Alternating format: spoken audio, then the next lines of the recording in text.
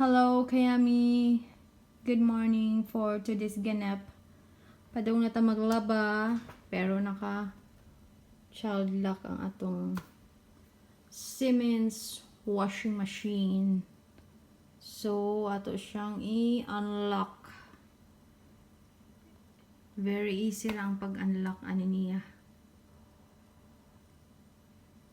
Asa naman to? Kayami, to unlock this child lock, ito lang siya i-press. Okay, there you go. Makalaban na ta Kayami. My God. So, let's start. Okay. Nagsugo na nga itong washing. So, inganaw na pag-unlock ang atong Siemens. Model is iq700. So, that's it for today. Thank you for watching, guys. Bye-bye. God bless. See you in my next video.